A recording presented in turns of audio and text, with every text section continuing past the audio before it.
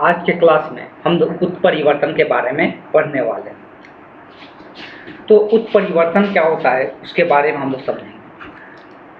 समांतर संतानों के गुण अपने जनकों के बहुत ही मिलते जुलते हैं। हम लोग अक्सर देखने को मिलता है जो संतान होते हैं, जो बच्चे होते हैं, अपने जनक के समान होते हैं। जनक मतलब अपने पिता के समान होते हैं या अपने माता के समान होते हैं, लेकिन कई मामलों में एक दूसरे के अलग भी होते हैं, लेकिन पूरी तरह से हूबहू तो नहीं होते, कुछ ना कुछ उसमें अंतर देखने को मिलता है।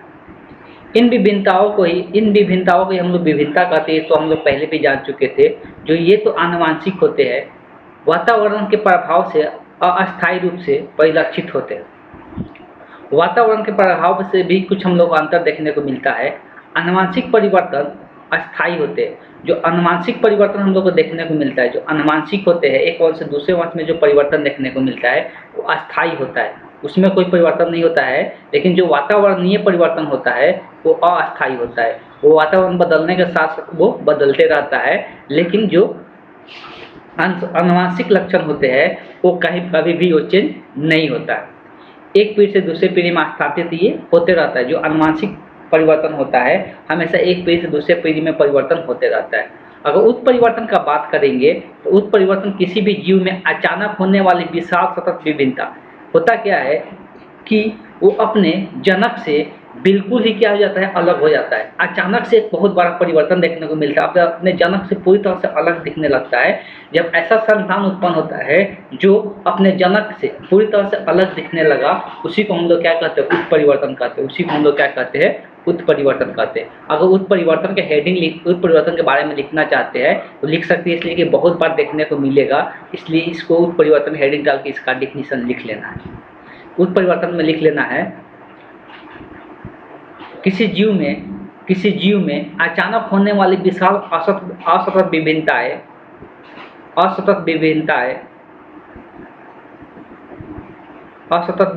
होती है, वह संतान उत्परिवर्तन के प्रदर्शित करता है, उसे उत्परिवर्ती हम लोग कहते हैं, उसे हम उत्परिवर्ती कहते हैं। तो बेसिकली होता क्या है, उत्परिवर्तन अचानक से पूरी तरह से जो संतान होते हैं और जनक से पूरी तरह से अलग दिखने लगते हैं, तो उसी को हम लोग क्या कहते हैं, उत्परिवर्तन कहते हैं। और उसी से हम लोग को बताया जाता है कि इस उत्परिवर्तन होने के कारण ही नए नए जीव जाति का निर्माण होता है, नए नए जाति का निर्माण होता है। डच वैज्ञानिक हाइगो डी ब्रीज ने 1901 में यूनिक प्राइमोरोज के बारे में बताया जा रहा है। तो ये एक जीव है जिसके बारे में चर्चा किया जा रहा है। जैसे एनोथेरा लेमार्किनिया पर अनुवंशगति का प्रयोग किया गया। तो ये एक जीव है प्राइमरोज जिस पर आनुवंशिक प्रयोग किया गया। ठीक, उन्होंने अपने प्रयोग के उपरांत कुछ ऐसे पौधे मिले जो इनविंग प्राइमरोज से आकार में काफ़ी बड़े थे और उनके फूल भी कुछ भिन्न थे। इस आधार पर उन्होंने इन पौधों का उत्परिवर्तन कहा और बताया कि अचानक ही एक पीढ़ी से दूसरे पीढ़ी में कुछ नए पौधे जैसे एनोथेरा गिगास उत्परिवर्तन के कारण उत्पन्न हो गए। मतलब बताया जा रहा है कि प्राइमरोज पौधे से ही एक अचानक से इतना बड़ा परिवर्तन देखने को मिला, जिससे कुछ नए पौधे का निर्माण हो गए, जैसे एनोथेरा गिगास दिया हुआ है। इसका कारण उन्होंने उत्परिवर्तन या म्यूटेशन, हम लोग उत्परिवर्तन को इंग्लिश में म्यूटेशन कहते थे, इस बात को भी ध्यान में रखते थे, इसी उत्परिवर्तन ही बताया गया। अध्ययनों से पता चला कि इनविंग प्राइमरोज एक साधारण द्विगुणित पौधा था। तो बताया जाता है कि अगर प्राइमरोज के बारे में बात करेंगे तो ये कैसा था, द्विगुणित था। ये कैसा था, द्विगुणित पौधा था। मतलब इनके जो गुणसूत्र होता है वो जोड़े में रहते हैं, गुणसूत्र जो होते हैं जोड़े में रहते हैं। ये द्विगुणित उसको हम लोग कहते हैं, जिनमें क्रोमोसोम की संख्या अगर कितना 14 को होता है, जिसमें सब के सब जोड़ा में रहता है, मतलब 2n बराबर 14। मतलब ये दो के पेयर में इस तरह से 14 को रहते हैं गुणसूत्र। मतलब ज़्यादातर जो जीव होते हैं उनके जो गुणसूत्र होता है, उनके जो क्रोमोसोम होते हैं, जो गुणसूत्र होते हैं, हमेशा जोड़ा में ही देखने को मिलता है, तो उसको हम लोग द्विगुणित कहते हैं। लेकिन इसमें उत्परिवर्तन हुआ, ये पौधा में क्या हुआ, तो उत्परिवर्तन से पैदा हुए बड़े पौधे, जैसे इससे उत्परिवर्तन से पैदा हुए पौधा इनोथेरा गिगाज ने क्रोमोसोम में 4 सेट बना लिए। कैसा सेट बना लिए? 4-4 का सेट बना लिए। 2-2 का सेट था, ये 4-4 का सेट बना लिया और इसे हम लोग टेट्राप्लाइड या पॉलीपेप्टाइड हम लोग इसको नाम दिए। तो इसको हम लोग क्या कहने लगे? पॉलीपेप्टाइड नाम दिया गया या टेट्राप्लाइड बोला गया इसको। आगे देखते हैं। तो कहने का मतलब है कि उत्परिवर्तन के कारण इसमें जब इसमें 2 द्विगुणित पौधा था तो ये कैसा हो गया? टेट्राप्लाइड पौधा हो गया। मतलब एक 4 सेट का क्या होने लगा? 4-4 सेट का ये सेट बनाने लगा इसका गुणसूत्र जो था, जो इसका क्रोमोसोम था। उत्परिवर्तन कायिक कोशिका था या जनन कोशिका, दोनों में हो सकता है। अब उत्परिवर्तन ऐसा नहीं होगा कि सिर्फ जनन कोशिका में ही होगा, ऐसा नहीं होगा कि सिर्फ जनन कोशिका में ही होगा, कायिक कोशिका में भी हो सकता है। हम लोग पता है, अगर इंसान का बात करेंगे तो इंसान में जो कोशिका होता है, 2 टाइप का कोशिका देखने को मिलेगा। एक कायिक कोशिका देखने को मिलेगा, एक जनन कोशिका देखने को मिलेगा। कायिक कोशिका शरीर में जितना भी भाग रहेगा, शरीर का जितना भी हिस्सा है, सब में क्या होता है? तो कायिक कोशिका होता है। सब में क्या होता है? कायिक कोशिका होता है। लेकिन जो हम लोग का जनन अंग होता है, जनन अंग जो हम लोग पढ़ते हैं, स्त्री जनन अंग, पुरुष जनन अंग, स्त्री जनन अंग, पुरुष जनन अंग जो हम लोग पढ़ते हैं, तो उस कोशिका को हम लोग क्या कहते हैं? जनन कोशिका कहते हैं। तो ये उत्परिवर्तन दोनों में हो सकता है, जनन कोशिका में भी हो सकता है या कायिक कोशिका में भी हो सकता है। कायिक कोशिका में होने वाले उत्परिवर्तन जीवों को मृत्यु के साथ नष्ट हो जाते हैं। ज़्यादातर ये देखने को मिलता है कि अगर उत्परिवर्तन कौन सा कोशिका में हो गया? कायिक कोशिका में हो गया, तो वो ज़्यादातर जीव क्या हो जाते हैं? मर जाते हैं। वो ज़्यादातर जीव क्या हो जाते हैं? मर जाते हैं। इस बात को ध्यान में रखना है। जब भी कायिक कोशिका में उत्परिवर्तन देखने को मिलता है किसी भी जीव में, तो ज़्यादातर जीव या तो जन्म के बाद मर जाते हैं या जन्म लेते ही क्या हो जाते हैं? मर जाते हैं। जबकि जनक कोशिका में होने वाले उत्परिवर्तन अगले पीढ़ी में हस्तांतरित होता है। लेकिन जो जनक कोशिका में उत्परिवर्तन होता है वो अगले पीढ़ी में भी जाता है। अगुणित पीढ़ी की कोशिकाएं उत्परिवर्तन के लिए उपयुक्त होती है क्योंकि इनमें उत्परिवर्तन अधिक स्पष्ट रूप से दिखाई देती है। अगुणित पीढ़ी मतलब क्या होगा? अगुणित का मतलब होता है, हम लोग पता है कि जो जनन कोशिका होता है वो निषेचन के समय जब अंडाणु और शुक्राणु का निर्माण होता है तो उस टाइम वो कोशिका क्या हो जाता है? अगुणित हो जाता है। गुणित से क्या हो जाता है? अगुणित हो जाता है, जिसमें गुणसूत्र की संख्या 23 हो जाता है। हम लोग ये चीज़ें पढ़ते हैं तो उसी को अगुणित कहते हैं। तो अगुणित कोशिका में जो उत्परिवर्तन देखने को मिलता है ये उपयुक्त होती है क्योंकि इनमें उत्परिवर्तन स्पष्ट रूप से हम लोग को दिखाई देता है, या इसका उत्परिवर्तन स्पष्ट रूप से हम लोग को नजर आता है।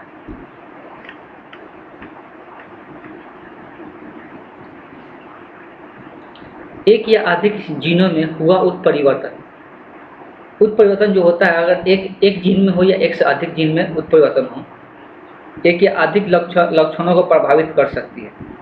या अनेक जीनों में उत्परिवर्तन सिर्फ एक लक्षण को प्रभावित कर सकती है। हो सकता है कि मतलब अनेक जीनों में जो जीन होता है, तो हो सकता है अनेक जीन में उत्परिवर्तन हो या एक ही में उत्परिवर्तन। कभी कभी एक ही जीन में उत्परिवर्तन अनेक लक्षणों को कभी कभी एक ही जीन में उत्परिवर्तन होगा लेकिन बहुत सारे लक्षण को अप्रभावित कर देता है, उसको बहुत सारे लक्षणों को असर डालता है, बहुत सारे लक्षणों को क्या करता है? असर डालता है। जैसे मटर के पौधे में एक उत्परिवर्तन से फूल का रंग जो है लाल से क्या हो गया? सफ़ेद हो गया। तो बीज आवरण के रंग भूरे से क्या हो गया? सफ़ेद हो। अब देखो हुआ क्या? उत्परिवर्तन किस में हुआ? फूल के रंग में हुआ। किसमें हुआ? फूल के रंग में उत्परिवर्तन हुआ। रंग कैसा हो गया? लाल से सफ़ेद हो गया। कैसा हो गया? उत्परिवर्तन लाल से सफ़ेद हो गया। लेकिन साथ साथ इसमें उत्परिवर्तन होने के साथ साथ इसके एक और चीज़ में उत्परिवर्तन देखने को मिला, बीज आवरण में। जो बीज का आवरण होता है, जो बीज के ऊपर आवरण रहता है, उसके रंग कैसा हो गया? भूरे रंग से सफ़ेद रंग हो गया। भूरे रंग से सफ़ेद रंग हो गया। तो इसके बीज के आवरण में भी परिवर्तन देखने को मिल गया। मतलब एक के जीन में बदलाव से दूसरे के जीन में भी क्या बदलाव देखने को मिल जाता है। कभी कभी ऐसा होता है। जब ऐसा होता है कि एक जीन में बदलाव से अनेक जीन में परिवर्तन देखने को मिलता है, इस प्रकार के उत्परिवर्तन को हम लोग कहते हैं बहुप्रभावी उत्परिवर्तन हम लोग कहते हैं। बहुप्रभावी उत्परिवर्तन कहते हैं। अब अगर बात करेंगे तो उत्परिवर्तन का अलग अलग प्रकार होता है। अगर आकार के हिसाब से बात करेंगे उत्परिवर्तन का, अगर आकार के हिसाब से बात करेंगे ये उत्परिवर्तन का, तो बृहत उत्परिवर्तन होता है, एक सूक्ष्म उत्परिवर्तन होता है। बृहत का मतलब होता है बड़ा, सूक्ष्म का मतलब होता है छोटा। वे सभी विभिन्नताएं जो फिनोटाइप में दिखाई देती है वह बृहत उत्परिवर्तन। जब हम लोग को जो लक्षण दिखाई देते तो उसको हम लोग फिनोटाइप कहते थे। शुरुआत से ही बताते हैं जो लक्षण हम लोग को दिखाई दे देता है उसको हम लोग फिनोटाइप कहते हैं, और जो लक्षण दिखाई देता है वो फेनोटाइप कहते हैं। तो जो हम लोग फेनोटाइप दिखाई देता है उसमें परिवर्तन देखने को मिलता है तो उसको हम लोग बृहत उत्परिवर्तन कहते हैं।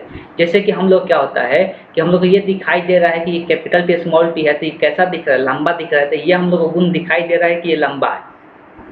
लेकिन इसमें एक सूक्ष्म परिवर्तन भी हुआ है। सूक्ष्म उत्परिवर्तन क्या हुआ है कि इसमें छोटा वाला का भी गुण है लेकिन वो दिख नहीं रहा है, तो उसको हम लोग जीनोटाइप कहते हैं। उसको हम लोग क्या कहते हैं, तो जीनोटाइप जो परिवर्तन होता है वो सूक्ष्म उत्परिवर्तन के उत्परिवर्तन। जीनोटाइप जो होता है वो क्या होता है, सूक्ष्म उत्परिवर्तन होता है। इसलिए कि ये रहता है लेकिन दिखाई नहीं देता, ये रहता है लेकिन दिखाई नहीं देता। इसका गुण हम लोग को नेक्स्ट जनरेशन में, उसके आगे वाले जनरेशन में इसका लक्षण हम लोग को दिखाई देता है। दिशा के आधार पर उत्परिवर्तन को दो हिस्सों में बांटा गया। दिशा के आधार पर उत्परिवर्तन को दो हिस्सों में बांटा गया, अग्र उत्परिवर्तन, एक प्रतिलोम उत्परिवर्तन। अग्र उत्परिवर्तन का मतलब हो गया कुछ ऐसा परिवर्तन हुआ जो आगे चल के कुछ नया गुण देखने को मिला, तो उसको हम लोग अग्र उत्परिवर्तन कहते हैं। लेकिन जो पीछे वाला गुण ही आ जाता है, जो पहले गुण था वही गुण फिर से वापस आ जाता है, तो प्रतिलोम उत्परिवर्तन कहलाता है। मतलब रिवर्स हो गया, मतलब पीछे का जो गुण था वही गुण वापस आ गया, तो उसको हम लोग प्रतिलोम उत्परिवर्तन कहते हैं। अब देखो, अभी थोड़ा देर पहले हम लोग पढ़े थे कि लाल से फूल का कलर मटर के लाल से कैसा हो गया था, सफ़ेद हो गया था। तो ये उत्परिवर्तन हो चुका है। लेकिन कभी ऐसा हो गया कि सफ़ेद से फिर से क्या हो गया, लाल हो गया, सफ़ेद से फिर से क्या हो गया, लाल हो गया। तो इस प्रकार से ये पहले हो चुका है और उसी का ये रिवर्स ले लिया, उल्टा ले लिया, तो ऐसे उत्परिवर्तन को हम लोग क्या कहते हैं, प्रतिलोम उत्परिवर्तन के नाम से जानते हैं। ऐसे ही उत्परिवर्तन को हम लोग प्रतिलोम उत्परिवर्तन के नाम से जानते हैं। यहाँ पर एक डायग्राम बनाकर भी दे दिया गया है उत्परिवर्तन का। उत्परिवर्तन जो होता है बेसिकली वो दो टाइप का होता है, म्यूटेशन इंग्लिश में कहते हैं। एक गुणसूत्रीय उत्परिवर्तन होता है। एक गुणसूत्र में परिवर्तन के कारण जो उत्परिवर्तन होता है, दूसरा जीन में उत्परिवर्तन के कारण। देखो, दोनों चीजें हो सकता है, या तो गुणसूत्र में बदलाव देखने को मिल जाए, गुणसूत्र में बदलाव देखने को मिल जाए, इसके कारण क्या होता है, उत्परिवर्तन होता है। जैसे इंसानों में 46 होता है, लेकिन अगर 46 से 45 हो गया या 47 हो गया, तो ये किस में, ये गुणसूत्र में परिवर्तन हुआ, जिसके कारण उत्परिवर्तन देखने को मिला। इसको हम लोग गुणसूत्रीय उत्परिवर्तन देखने कहते हैं। लेकिन जब हम लोग जीन में परिवर्तन देखने को मिलता है, कुछ जीन में दिक्कतें देखने को मिलता है, तब उसको हम लोग क्या कहते हैं, जीन उत्परिवर्तन कहते हैं। अगर गुणसूत्रीय उत्परिवर्तन बोलेंगे तो गुणसूत्रीय उत्परिवर्तन क्रोमोसोम की संख्या में परिवर्तन। अभी पता है कि या तो क्रोमोसोम की संख्या में बदलाव आ गया, क्रोमोसोम की संरचना में परिवर्तन। दो प्रकार का हो सकता है, या तो क्रोमोसोम की संख्या बदल जाए या क्रोमोसोम की जो संरचना है, बनावट है, वो बदल जाए, तो उस कारण से क्या होता है, गुणसूत्रीय उत्परिवर्तन देखने को मिलता है। अब देखो, जब हम लोग क्रोमोसोम की संख्या में बदलाव होता है तो दो टाइप का होता है। क्रोमोसोम की अगर संख्या में परिवर्तन देखने को मिलता है तो वो दो टाइप का, एक होता है यूप्लाइडी, एक होता है यूप्लाइडी और दूसरा होता है यूनिप्लाइडी। ठीक, ये दो प्रकार के क्रोमोसोम की उत्परिवर्तन हम लोग को, उत्परिवर्तन जो क्रोमोसोम की संख्या में परिवर्तन के कारण उत्पन्न होते हुए हम लोग को नजर आता है। अब इसके बारे में हम लोग चर्चा करेंगे नीचे में।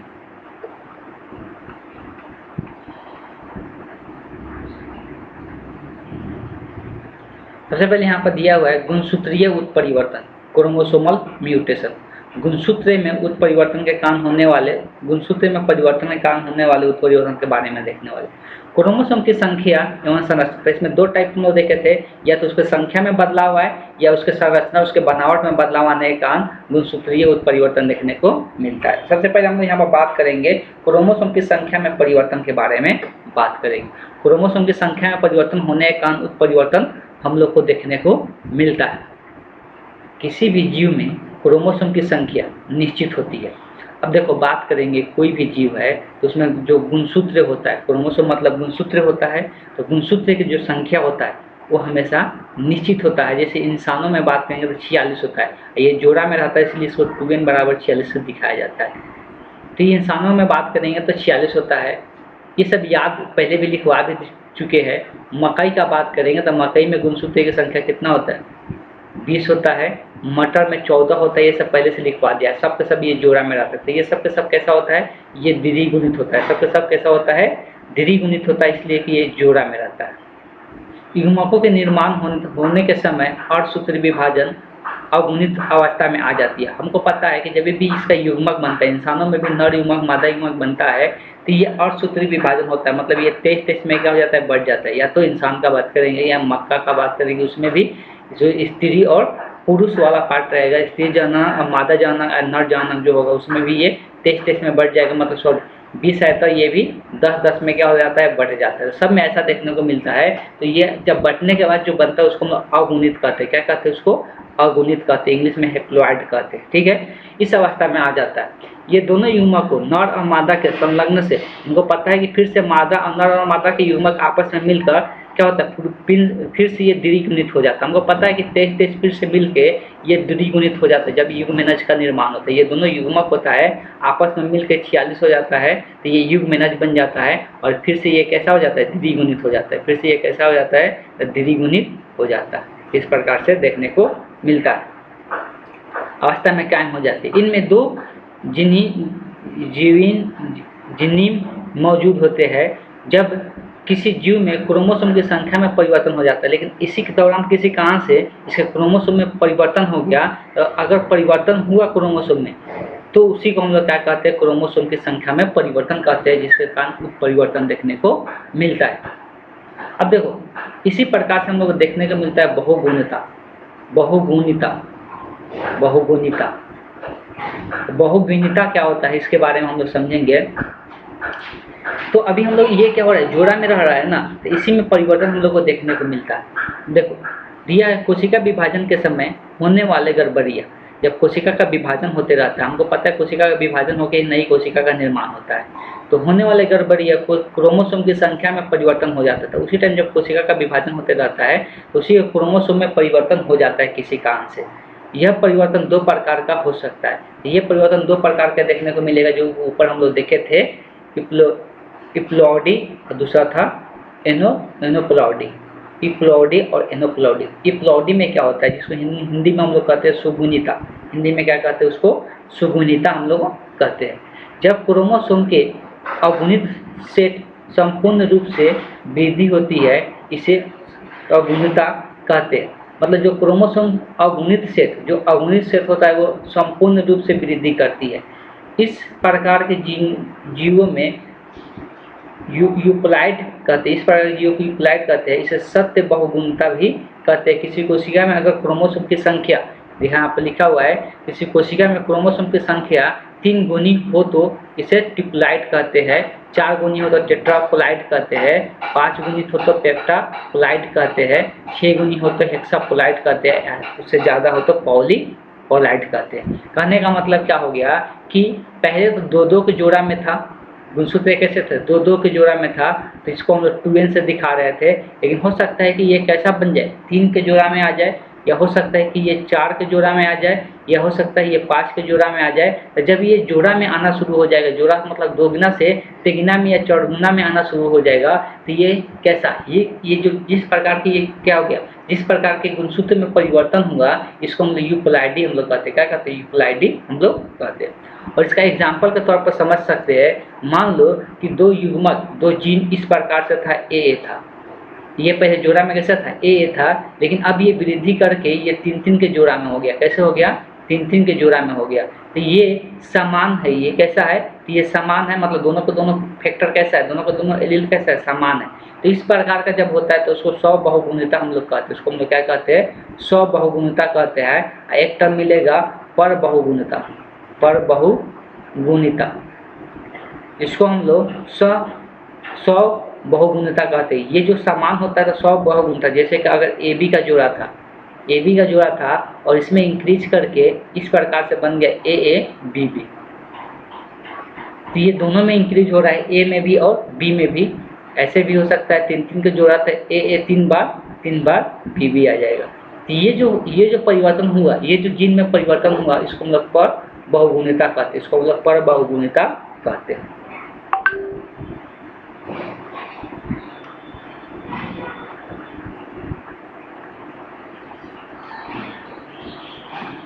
दूसरा है इन्यूप्लॉइडी। इन्यूप्लॉइडी हम लोग देखे थे। तो इस प्रकार के उत्परिवर्तन में क्रोमोसोम की संख्या अगुणित संख्या के साधारण गुणित नहीं होती है। तो इसमें गुणित नहीं होता है, बल्कि द्विगुणित संख्या से एक या क्रोमोसोम अधिक या कम हो जाते हैं। इसमें टोटल गुणसूत्र की संख्या में से क्या होता है, एक या एक से अधिक हो जाता है या कम हो जाता है। ये गुणसूत्र की संख्या में एक बढ़ जाएगा या एक कम हो जाएगा, या 2 बढ़ जाएगा या 2 कम हो जाएगा। इसमें ऐसा नहीं होगा कि जोड़ा में है तो 3 गुना में हो जाएगा सबके सब, या 4 गुना में हो जाएगा। इसमें जो हो रहा था, इसमें जैसे जोड़ा में था 2-2 के जोड़ा में था 46 होता, तो हो सकता है कि ये 3-3 के जोड़ा बना लिए। कैसा बना ले, 3-3 का सबके सब क्या होगा, 3-3 का जोड़ा बना लेगा। लेकिन इन्यूप्लॉइडी में क्या होता है कि पूरे गुणसूत्र की संख्या में से मान लो 46 है, तो हो सकता है कि 46 में से क्या हो, एक बढ़ जाए, क्या हो जाए, 2n+1 हो जाए। या हो सकता है कि जो एक का 22 का जोड़ा है, इसमें किसी एक में बढ़ जाए या एक घट जाए, एक बढ़ जाए या एक घट जाए। जैसे कि अगर एक युग्मक में से जैसे n था तो n-1 हो गया, n से n-1 हो गया, इसको टर्नर सिंड्रोम कहते हैं। इसको हम लोग क्या कहते हैं, टर्नर सिंड्रोम कहेंगे, जो कि आगे हम लोग चल के बढ़ेंगे या चल के इसको आगे पढ़ने वाले हैं। या पूरा जोड़ा में से क्या हो गया, 2 कम हो गया, पूरा जोड़ा में से 2 कम हो गया, इसको हम लोग कहते हैं नलीसोमी। इसको हम लोग क्या कहते हैं, नलीसोमी के नाम से जानते हैं। तो इसी प्रकार से बहुत सारे होता है, या 2 जोड़ा या 3 जोड़ा, यहाँ पर देख सकते हैं 2 जोड़ा में से एक बढ़ गया, 2 जोड़ा में से एक बढ़ गया, इसको हम लोग डाउन सिंड्रोम कहते हैं। इसको हम लोग क्या कहते हैं, डाउन सिंड्रोम। ये 2 इंपॉर्टेंट होता है, याद रखना है। अगर पूरा गुणसूत्र में से एक गुणसूत्र कम हो जाता है, पूरा गुणसूत्र की संख्या में से एक कम हो जाता है, तो इसको हम लोग टर्नर सिंड्रोम कहते हैं या टर्नर सिंड्रोम कहते हैं। अगर एक बढ़ जाता है, 2n+1 हो जाता है, एक बढ़ जाता है, उसको डाउन सिंड्रोम कहते हैं। उसको हम लोग क्या कहते हैं, डाउन सिंड्रोम कहते हैं। इस बात को ध्यान में रखना। तो उसको हम लोग डाउन सिंड्रोम के नाम से जानते हैं। टेट्रासोमी में क्या होता है, टेट्रासोमी में 2n में से 2 को बढ़ जाता है, उसको टेट्रासोमी कहते हैं। उसको हम क्या कहते हैं, टेट्रासोमी कहते हैं। इस प्रकार से बहुत सारे देखने को मिलता है। अगर क्रोमोसोम की संरचना दिया है तो इसको कोई जरूरत नहीं है पढ़ने का, आगे हम लोग चलते हैं। आगे जो उत्परिवर्तन जो होता है, जो जीन के कारण होता है, उसके बारे में पढ़ना है। तो देखो, अभी तक हम लोग गुणसूत्र के में परिवर्तन के कारण उत्परिवर्तन देख रहे थे। जीन में भी उत्परिवर्तन, जीन में देखो, जीन को समझने की अगला टॉपिक हम लोग पता होना चाहिए, तभी जाके इसको समझ पाएंगे। अगला टॉपिक अगर समझ में आता है, इसलिए इस टॉपिक को हम यहाँ पे ज़्यादा डिस्कशन नहीं करेंगे, सिर्फ थोड़ा सा बता के यहाँ से हम लोग आगे चलेंगे। देखो होता क्या है कि हम लोग पढ़ते हैं, जो डीएनए होता है, जो डीएनए होता है, नाइट्रोजनी क्षार होता है, उसमें जो नाइट्रोजनी क्षार होता है, नाइट्रोजनी क्षार, या हम लोग डीएनए का स्ट्रक्चर का बात करेंगे तो डीएनए के स्ट्रक्चर में जो नाइट्रोजनी क्षार होता है वो 4 प्रकार का होता है। नाइट्रोजनी जो क्षार होता है 4 प्रकार का होता है, adenine, thymine, guanine, cytosine. Adenine क्या क्या होता है, एडेनिन जिसको हम लोग ए से दिखाते हैं। दूसरा होता है थाइमिन, ये नाइट्रोजनी क्षार का नाम होता है। किस में होता है, ये डीएनए में होता है, तो डीएनए के जिसको हम लोग टी से दिखाते हैं। वैसे ही ग्वानिन होता है, जिसको हम लोग जी से दिखाते हैं। साइटोसिन होता है, दूसरा साइटोसिन होता है, जिसको हम लोग सी से दिखाते हैं। तो ये 4 प्रकार के नाइट्रोजनी क्षार पाया जाता है डीएनए के अंदर। इसको डिटेल एक्सप्लेन हम लोग करेंगे नेक्स्ट चैप्टर में, ठीक। तो यही 4 को नाइट्रोजनी क्षार होता है, तो ये 3-3 के जोड़ा में रहता है। डीएनए में कैसे जोड़ा रहता है, हो सकता है ATC है, साथ में या ATG है, ये 3-3 के जोड़ा में रहता है। और इसी में परिवर्तन के कारण, ये जो जोड़ा में आमने सामने दूसरे से ये जुड़ा हुआ रहता है, इसी में परिवर्तन के कारण जीन में उत्परिवर्तन देखने को मिलता है। इसी में जो जोड़ा में रहता है, ये 3 को पेयर में रहता है, इसी के परिवर्तन के कारण जीन में उत्परिवर्तन देखने को मिलता है। हम लोग इसको नेक्स्ट चैप्टर में डिटेल में एक्सप्लेन करेंगे। हम लोग यहाँ से इसको अभी स्किप करेंगे, ठीक। इसको यहाँ पर डिटेल में जानना जरूरी नहीं है। जैसे कि यहाँ पर थोड़ा सा हिंट दे देते हैं, ये कैसे जुड़ा रहता है। तो हम लोग डीएनए का स्ट्रक्चर 2 रज्जु होता है, 2 रज्जु बना रहता है, एक रज्जु इधर रहता है, एक रज्जु इधर रहता है। एक तरफ देख सकते हैं नाइट्रोजनी क्षार यहाँ पे है CTAAGGTT, इधर भी देख सकते हैं GATA है। और इस बात को ध्यान में रखना, साइटोसिन और ग्वानिन जो होता है वो एक साथ हमेशा जुड़ता है और ट्रिपल बॉन्ड के साथ जुड़ता है। वैसे ही जो एडेनिन होता है, थाइमिन होता है, ये दोनों हमेशा एक साथ जुड़ता है और ये डबल बॉन्ड के साथ जुड़ता है, ठीक है। और इसी के जुड़ने में इधर से उधर परिवर्तन देखने को मिल जाता है। इस प्रकार के जो परिवर्तन होता है वो जीन उत्परिवर्तन के कारण ऐसा होता है, ठीक है। इसको हम लोग डिटेल पढ़ेंगे नेक्स्ट चैप्टर में।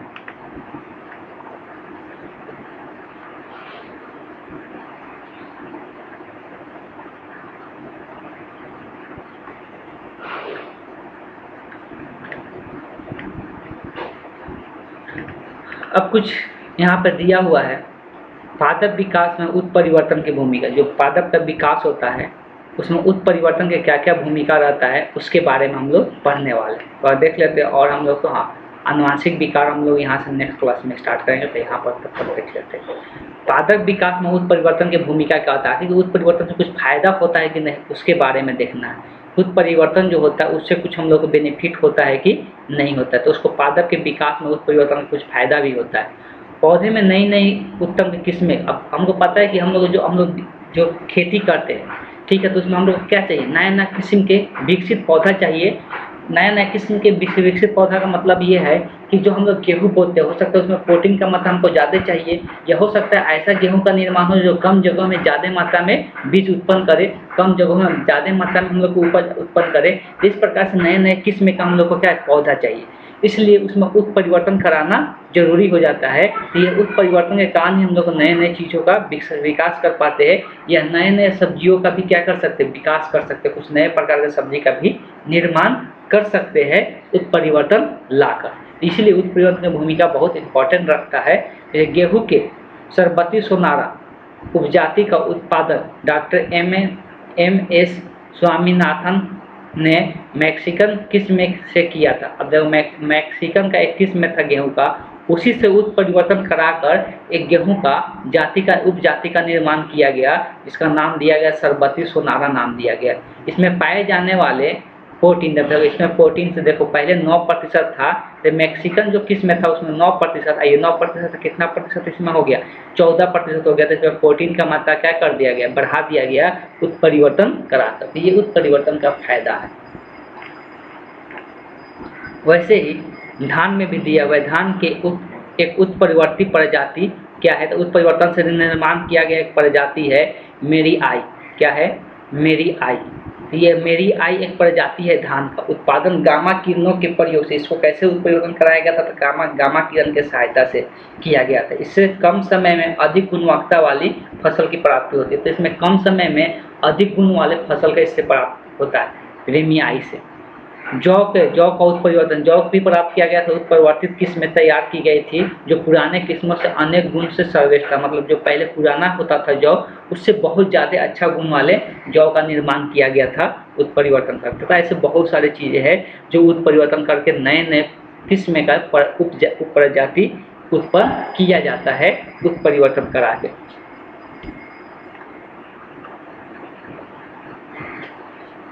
आगे दिया उत्परिवर्तन का कार्बनिक विकास में योगदान। कार्बनिक विकास में भी योगदान देखने को मिलता है। कार्बन के विकास में, कार्बनिक पदार्थ जो होता है उसके विकास में हाइको डी ब्रिज ने अपने अध्ययनों से यह सिद्ध किया कि जीवों के विकास में उत्परिवर्तन मुख्य भूमिका है।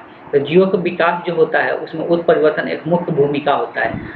उनके इस सिद्धांत को ही उत्परिवर्तनवाद कहते हैं। इसके अनुसार उत्परिवर्तन पित्रागत होते हैं, मतलब पिता से ही मिलते हैं। मतलब पिता मतलब उसको भी पेरेंट्स से, ठीक है। जीवों की नई जातियाँ इसी के फलस्वरूप पैदा होते हैं। उत्परिवर्तन में जीवों की प्रतियोगिता होती है। तो इसमें जीवों की प्रतियोगिता होती है जो नए जाति का निर्माण हुआ, ये उत्परिवर्तन के कारण ही हुआ और उस वातावरण में आकर जीवित रह गया। उस वातावरण में आकर अगर जीवित रह गया तो उसी को हम लोग कह रहे हैं प्रतियोगिता। हो सकता है कि बहुत सारे उत्परिवर्तन हुआ, नए जीव का निर्माण हुआ, नए जाति का एक निर्माण हुआ, लेकिन वातावरण में वो अपने आप को जीवित नहीं रख पाया तो मर जाता है। इसीलिए बहुत सारे जाति उत्परिवर्तन का उत्पन्न होते हैं लेकिन मर जाते हैं। लेकिन कुछ जाति का होता है उस वातावरण में ही ढल जाते हैं, उस वातावरण के अनुसार अपने आप को जीवित रख पाते हैं, तो वैसा जाति का हो जाता है, एक नए जाति का विकास कर जाता है। हम लोग भी जैसे इंसान एक जाति है, तो अब जैसे इस जाति का निर्माण किसी न किसी दूसरे जाति से हुआ है, किसी न किसी दूसरे जाति से हुआ है। ठीक, तो इस प्रकार के उत्परिवर्तन के विकास के बारे में बताया गया। अब आनुवांशिक जो विकार होता है, आनुवांशिक विकार का मतलब होता है जो हम लोग को बीमारी होता है, जो अलग अलग रोग देखने को मिलता है, जो आनुवांशिक विकार होता है, जिसको हम लोग क्या कहते हैं, आनुवांशिक विकार कहते हैं। इसको हम लोग नेक्स्ट क्लास में पढ़ेंगे कि आनुवांशिक विकार हम लोग को क्या क्या देखने को मिलता है। ठीक है, तो आज की क्लास को हम यहीं पर एंड करते हैं।